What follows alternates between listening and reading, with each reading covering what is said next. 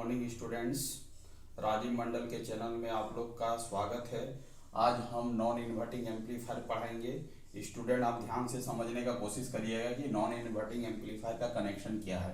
तो सबसे पहले स्टूडेंट इस फिगर को ध्यान से समझने का कोशिश करिए कि यहाँ पर आपका जो फिगर दिया गया है, ये आपका फिगर जो है वो आपका क्या है, नॉन इन्वर्टिंग एम्पलीफायर है। अब स्टूडेंट सबसे पहले क्वेश्चन अराइज होगा कि इसको नॉन इन्वर्टिंग एम्पलीफायर क्यों बोलेंगे। तो स्टूडेंट यहाँ पर दो टर्मिनल है, इनपुट साइड में दो टर्मिनल है। आपका क्या है, पिन नंबर 2 है स्टूडेंट, और ये आपका क्या है, पिन नंबर 3 है। तो स्टूडेंट ध्यान से समझने का कोशिश करिए कि पिन नंबर 3 से हम लोग क्या कर रहे हैं, इनपुट दे रहे हैं, और आपका पिन नंबर 3 जो है वो आपका पॉजिटिव टर्मिनल है। इसीलिए स्टूडेंट इसको क्या बोलेंगे, हम लोग नॉन इन्वर्टिंग एम्पलीफायर बोलेंगे। और पिन नंबर 6 से स्टूडेंट हम क्या ले रहे हैं, आउटपुट ले रहे हैं।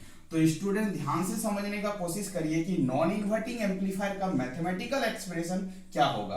तो स्टूडेंट ध्यान से समझिए कि हम लोग क्या कर रहे हैं, यहाँ पर इनपुट दे रहे हैं V1। बट स्टूडेंट पिछले क्लास में जब हम इन्वर्टिंग एम्पलीफायर पढ़ा रहे थे तो वहां पर भी डिस्कशन किए थे कि वर्चुअल ग्राउंड का कॉन्सेप्ट क्या होता है। बट स्टूडेंट फिर से अगेन हम वर्चुअल ग्राउंड का कॉन्सेप्ट को डीलिंग करेंगे। आप ध्यान से समझने का कोशिश करिए। देखिए स्टूडेंट यहाँ पर आपका क्या है, पॉजिटिव टर्मिनल है, ये आपका क्या है, निगेटिव टर्मिनल है। पॉजिटिव टर्मिनल में हम क्या दे रहे हैं, वोल्टेज V1 दे रहे हैं। इसका मतलब आपका यहाँ का पोटेंशियल जितना होगा स्टूडेंट, उतना ही पोटेंशियल क्या होगा स्टूडेंट, यहाँ का होगा।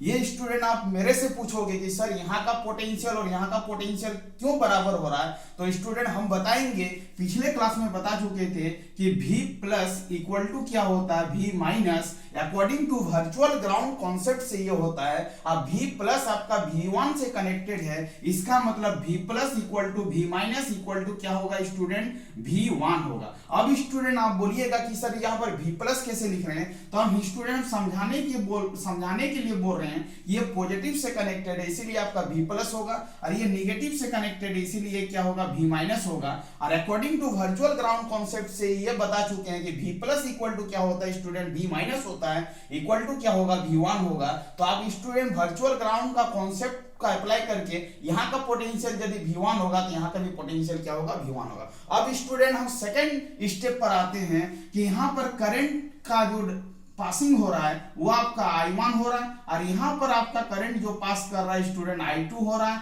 और यहाँ पर जो करंट जा रहा है स्टूडेंट I3 हम कंसीडर कर रहे हैं। बट पिछले क्लासेस में स्टूडेंट ये भी बताए थे कि ऑपरेशनल एम्पलीफायर का इनपुट इंपीडेंस क्या होता है, बहुत ज्यादा होता है। इसके मुताबिक I3 पर जो करंट पास करेगा स्टूडेंट वो क्या होगा, 0 होगा। इसका मतलब स्टूडेंट यहाँ पर ध्यान देने का कोशिश करिए, I1 इक्वल टू क्या होगा, I2 प्लस क्या होगा, I3 होगा। बट I3 क्या होगा, यहाँ पर 0 होगा। I3 0 क्यों होगा, क्योंकि ऑपरेशनल एम्पलीफायर का इनपुट इंपीडेंस क्या होता है, बहुत हाई होता है। इसके कारण I1 इक्वल टू स्टूडेंट क्या लिखोगे, I2 लिखोगे।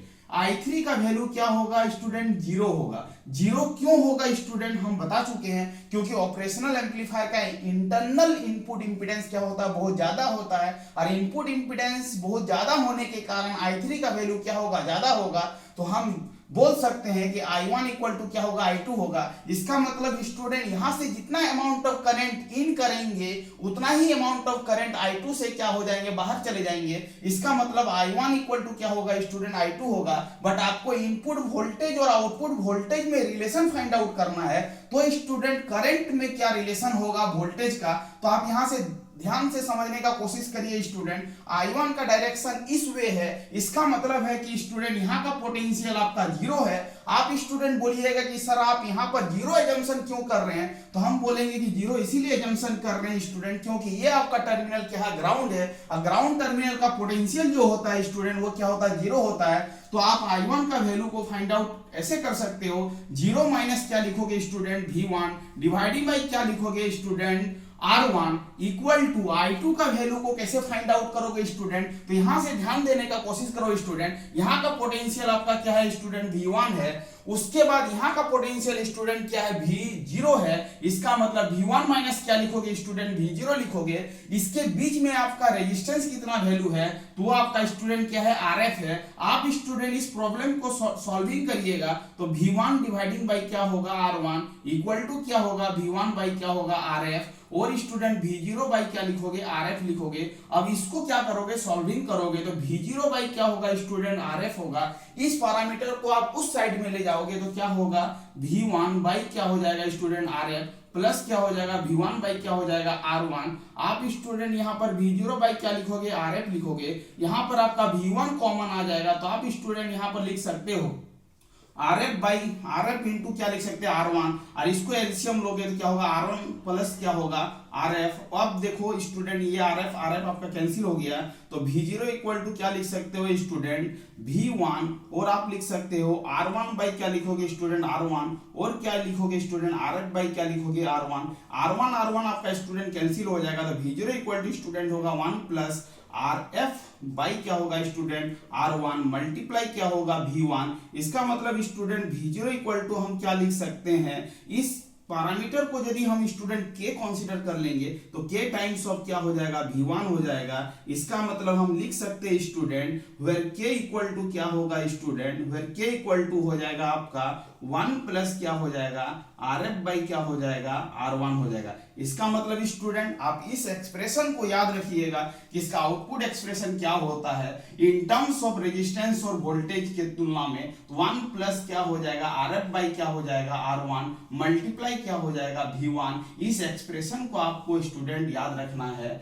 अब स्टूडेंट इसका मेन पॉइंट में आते हैं कि इसका वेवफॉर्म कैसा होगा। मान लेते हैं कि स्टूडेंट आपका इनपुट इस तरह आप दे रहे हो, एक साइकिल का आपका इनपुट इस तरह है, ये आपका पॉजिटिव है, ये आपका नेगेटिव है और ये आपका क्या है, इनपुट है। इनपुट में आप इस तरह का सप्लाई दे रहे हो स्टूडेंट, ये आपका 0 है, ये आपका पाई है, ये आपका क्या 2 पाई है। तो आपका स्टूडेंट आउटपुट क्या होगा, आउटपुट ध्यान से समझने का कोशिश करिए स्टूडेंट। आपका आउटपुट जो होगा वो आपका कुछ इस तरह होगा, ये आपका 0 है, ये आपका क्या है स्टूडेंट, पाई है और ये स्टूडेंट आपका क्या है, 2 पाई है। तो आप ध्यान से समझने का कोशिश करिए स्टूडेंट कि अब क्या हो रहा है, इसका आउटपुट क्या हो रहा है। तो V0 इक्वल टू के टाइम्स ऑफ V1 हो रहा है, मतलब इनपुट क्या हो रहा है, के से मल्टीप्लाई हो रहा है। तो इसका मतलब इसका आउटपुट जो होगा स्टूडेंट एम्प्लीफिकेशन करके आएगा और कुछ इस तरह करके आउटपुट होगा। जो पॉजिटिव पार्ट है स्टूडेंट वो क्या हो जाएगा, इंक्रीज कर जाएगा और निगेटिव पार्ट का भी स्ट्रेंथ क्या हो जाएगा, इंक्रीज कर जाएगा। इसका मतलब इस तरह करके कुछ आपका आउटपुट वेवफॉर्म आएगा। मतलब ये आपका पॉजिटिव पार्ट हो जाएगा स्टूडेंट, ये आपका क्या हो जाएगा, नेगेटिव पार्ट हो जाएगा। बट आप स्टूडेंट यहां से देखने का कोशिश करिए, ये आपका क्या है, इनपुट है और आपका ये क्या है, आपका आउटपुट है। इसका मतलब स्टूडेंट यहां से ध्यान देने का कोशिश करिएगा कि इनपुट और आउटपुट में क्या रिलेशन हो रहा है। तो इनपुट और आउटपुट में जो रिलेशन हो रहा है फेज शिफ्ट का, वो कितने डिग्री का फेज शिफ्ट हो रहा है स्टूडेंट, 0 डिग्री का फेज शिफ्ट हो रहा है। बट वेवफॉर्म को क्या कर रहा है, ये एम्पलीफाई कर रहा है, बट दोनों के बीच में जो फेज शिफ्टिंग हो रहा है वो 0 डिग्री का हो रहा है। तो आपका मेन पॉइंट ये याद रखना है स्टूडेंट, इसका आउटपुट का एक्सप्रेशन जो होगा 1 प्लस RF बाई क्या होगा, R1 मल्टीप्लाई क्या होगा स्टूडेंट, V1 होगा। और इस इनपुट और आउटपुट के बीच में जो फेज शिफ्ट होगा स्टूडेंट वो कितने डिग्री का होगा, 0 डिग्री का होगा। तो स्टूडेंट यहां से ध्यान देने का कोशिश करिए, आपका एग्जाम में पूछा जाएगा कि नॉन इन्वर्टिंग एम्पलीफायर का आउटपुट एक्सप्रेशन क्या होगा स्टूडेंट। तो आपको ये यहां तक पहुंच के लिखना है 1 plus RF by R1 into क्या होगा, V1। आप इस एक्सप्रेशन को लिख डालिएगा, इस तरह करके डिराइव करके लिखिएगा स्टूडेंट। और आप ये भी लिख दीजिएगा कि इनपुट और आउटपुट के बीच में जो फेज शिफ्टिंग होता है स्टूडेंट वो 0 डिग्री का होता है। इतना कंटेंट लिखने के बाद आपका नॉन इन्वर्टिंग एम्पलीफायर पूरा कंप्लीट हो रहा है स्टूडेंट। आप इसको ध्यान से एक बार स्टेप बाय स्टेप देखने का और समझने का कोशिश करिए, आपको आराम से समझ में आएगा। यदि कोई प्रॉब्लम हो तो आप कमेंट सेक्शन में बताइएगा। यदि आपको पसंद आए तो इस चैनल को लाइक भी करना है और ज्यादा से ज्यादा ग्रुप में शेयर भी करना है स्टूडेंट, और सब्सक्राइब भी करना है, जिससे मेरे को मोटिवेशन मिलेगा और न्यू वीडियो भी हम कंटिन्यू कर सकते हैं। थैंक यू स्टूडेंट, आज यहीं तक एंड करते हैं। नेक्स्ट क्लास में इसका जो रिमेनिंग पोर्शन है उसको फिर से आएंगे और फिर से डिस्कशन करेंगे। Thank you student.